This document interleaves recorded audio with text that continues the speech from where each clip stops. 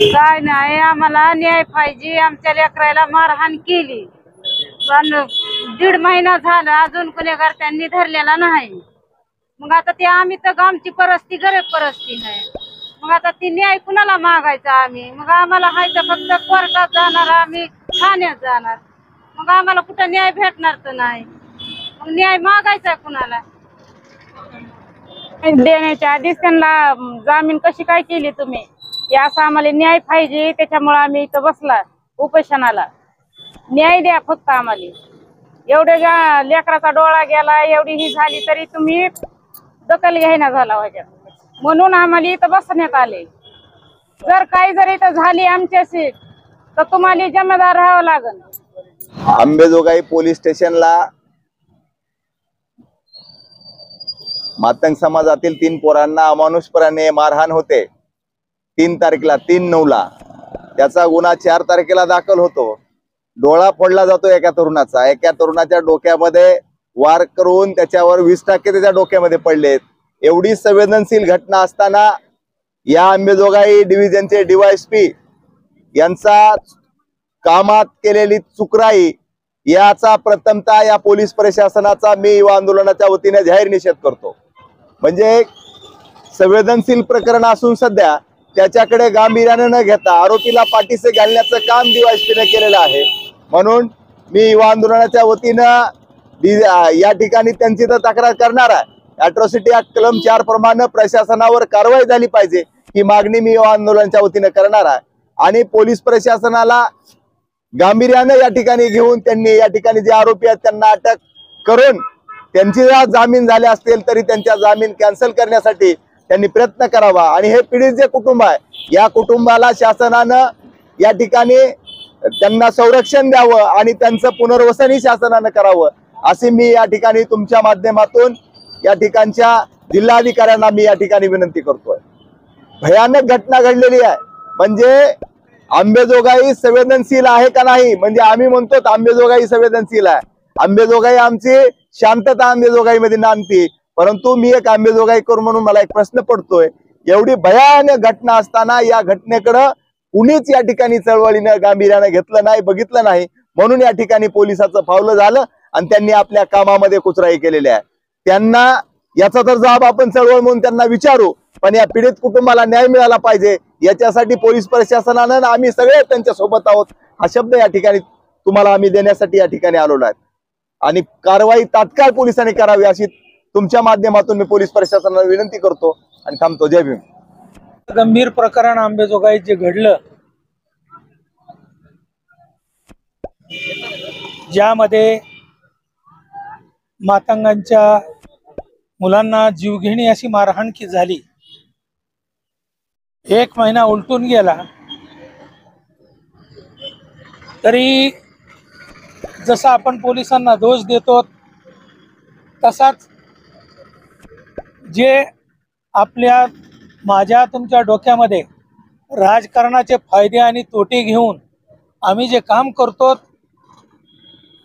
त्याही सजग अशा कार्यकर्त्यांच्या संवेदनेचा हा भाग आहे। पण ते घडलं नाही। मला ही काल घटना घडली की त्यावेळेला तर मला बघू वाटलं नाही की त्या मुलाच्या डोळ्याचं बुबुळ जे आहे ते पूर्णपणे अर्ध फाटलेलं आहे। आणि ही मुलं अल्पवयीन मुलं आहेत ज्यांची वय 18 वर्ष सुद्धा झाली नाहीत, पण आरोपी हे सज्ञान आहेत।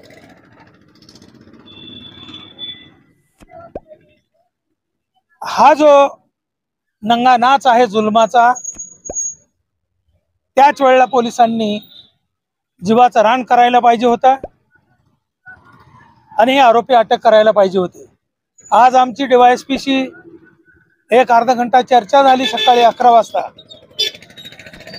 त्यांच्याकडे आम्ही मागणी केलेली आहे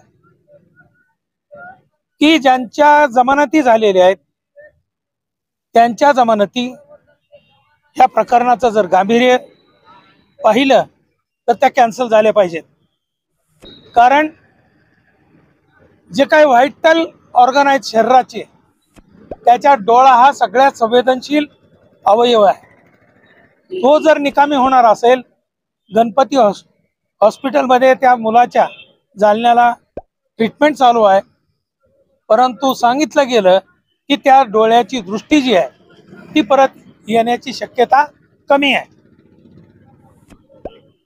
म्हणून हे संपूर्ण देशामध्ये, महाराष्ट्रामध्ये हे सुरू झालेलं आहे की जो कोणी सामाजिक सर्वहारा वर्ग आहे, जे कोणी महारमांग चांभारडोर लोक आहेत, त्यांना किड्या मुंग्याप्रमाणे त्यांच्या मुलांना मारणं, त्याचं कारण शासन आणि प्रशासन त्यांच्या बाजूचं आहे.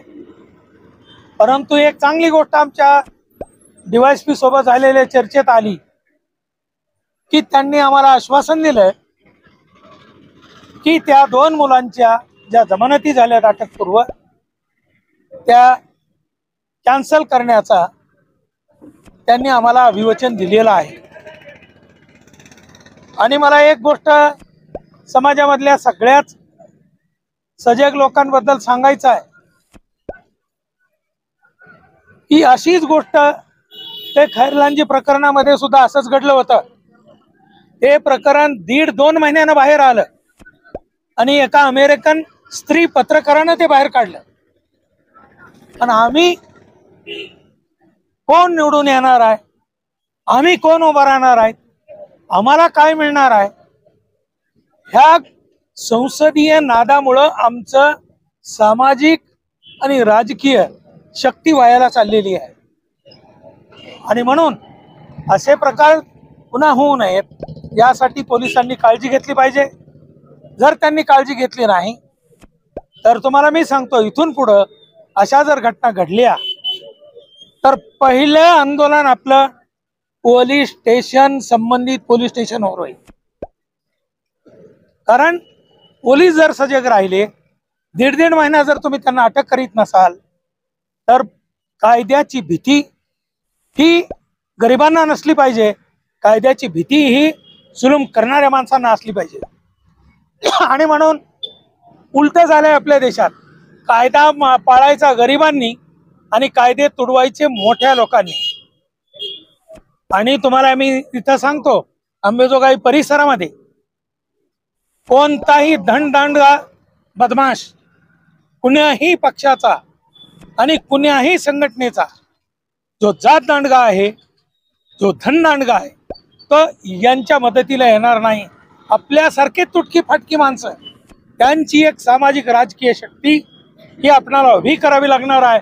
आणि उद्याला या शक्तीच्या बळावरती या परिसरात एक चांगलं सामाजिक वातावरण तयार व्हावं, गुन्हेगारांना भीती बसावी आणि सज्जनांना कुणाची भीती असू नये अशा प्रकारचं वातावरण आपण तयार करू. आणि या प्रकरणी आपण या 2 मुलांच्या अटकपूर्व जमानती रद्द होईपर्यंत हा लढा आपण चालू ठेवावा.